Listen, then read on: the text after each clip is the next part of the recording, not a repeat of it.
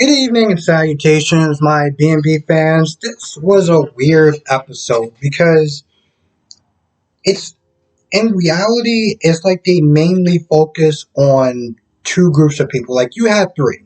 You have Steffi, you have Ridge and Taylor, and then you have Finn, Sheila, and Mike.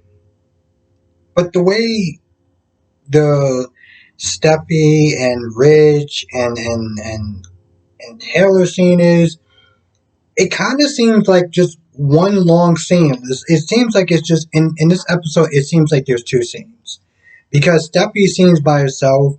She doesn't really do anything. She is sitting at like an office desk or something, like she's working, um, and she's just sad about her husband, and she's reminiscing about the times that they shared and things of that nature.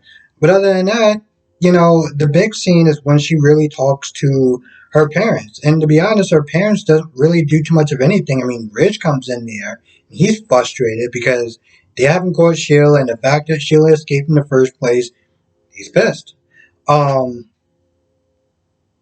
and then I'm not gonna lie, after a while, it's like Taylor goes in this whole speech about Steffi and her pain and her suffering and her strength and watching her grow up and blah blah blah blah blah. I get that parents talk about their children because they're super proud of them, and I have no problem with that. Watching that on the screen after a good 5 minutes was like, yeah, Taylor, we get it. She's the world, and everyone else is so.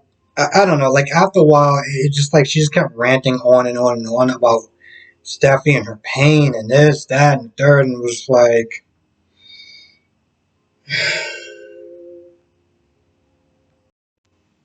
got a little boring, got a little repetitive. Now the stuff with Sheila and Mike, this is pretty much where this is pretty much where this episode entertained me because Mike is like, yo, you need to call the cops. You need to call 911. He's flatlining. He's literally dying as we're talking. You need to call 911. No, I can't do that. I can save him. I can save him. And Mike is like, you're a nurse. I mean, not to sit there and really crap on nurses' skills or anything like that, but like the one doctor that could have helped is gone. Like you said so yourself. Like, what are you gonna do? So at this point, Sheila decides to get the Philip. Okay, I'm not gonna sit there and try to embarrass myself like trying to pronounce what these things are. We're just gonna call them the shocker things that bring people back to life. So she goes to get that, and Mike at this point is like, "Yeah, I'm not gonna be a part of this. I'm not gonna be an accomplice to this." She was like, "You're already an accomplice. What are you talking about?" So she starts shocking him, and Mike is like, "No, you need to stop. Like he's going. Like you need to stop. He's not coming back." And eventually shocking him, shocking him, shocking him. Now, here's the thing. This whole thing is supposed to be super dramatic. He's flatlining and everything like that. And I'm just, at this point, I'm looking at my phone like, when is he gonna wake up? When is he gonna come back to life? Because we know damn well that he's not dying on the table. Okay? We know he's not dying on the table. So even watching this part just seemed a little redundant. So he wakes up, and she's like, "Yeah, I did it. I brought him back. Yada yada yada." And Mike is at first, he's like, "Yeah, you did it. You're a fierce woman. Yada yada yada." But Sheila's like, "Yeah, and you the whole time was just being Mr. Negative, just all so negative, you and your negative vibes and everything like that." Ben starts to wake up. Well, he starts to talk. And Sheila's like, "You gotta go."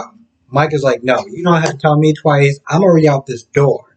Okay, you are just seeing an after image of me. He is gone." He starts muttering a little bit. Now, at this point, I'm not gonna lie.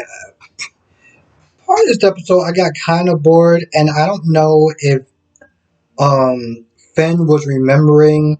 It felt like Finn was remembering some of the stuff that was going, like part of his life with Steffi, as far as marrying her, as far as the birth of their child and everything like that, or their son. I remember she went to the hospital or she had a child there. This was a point I wasn't watching it again. Um, anyway, it seemed like he started to get back his memories or something like that. Or was it Steffi? I really can't remember which one. Um, he started opening up his eyes. He seemed like he was waking up. Now, my guess, maybe tomorrow or the next day, that he's actually going to wake up, but he's not going to remember anything. Because one of the things that Mike was there saying was, okay, you need to start thinking long term. What happens when he wakes up and he realizes that you shot him and then you shot his wife? What are you gonna sit there and do then? Now while Mike is giving out a bunch of logic and reasoning and things of that nature, Sheila is being Sheila. Sheila is just like, I ain't having it. Okay, all that logic, all that common sense stuff. No, I'm not about that life. I keep all those smart thoughts to yourself. I'm in my own little fantasy world. And that's pretty much where that woman stays at. Now, Mike was there talking about the car and, she survived and things of that nature. All these things to try to get this woman to get the hell out of Dodge. Now, granted, she could have just called 911. Because here's the thing. If this was really about saving Finn's life, she could have called 911 anonymously, got the hell out of Dodge, and let the hospital take care of it from there. But no, of course not. And that's the thing when she was there saying, "Oh well, see, I could have left, I could have did that, but I'm here for my son, yada yada yada." I was like, "No, you're there to sit there and try to play mother again." Okay, this is about yourself. This is about your vanity. This is about I want to sit there and say her ego, but this is damn sure not about saving Finn's life. Okay, because yeah, you're a nurse and stuff like that, but you have no medical equipment. You don't have any medicine or anything like that. What happens when I don't know? He needs food. Oh, we just didn't get there yet, right? Okay. Well, the sad thing is, I think that's pretty much about it. Steffi didn't do anything throughout this episode. She wasn't like I really have nothing more to say about her. Ridge and Taylor didn't really do anything except for talk to Steffi about the kids, about her pain, and just whatever. And then when she was gone, that's what they still talked about.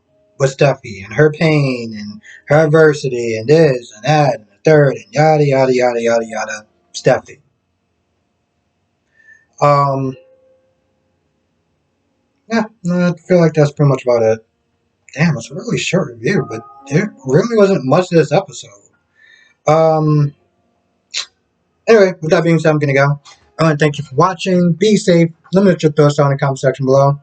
See you in the next video.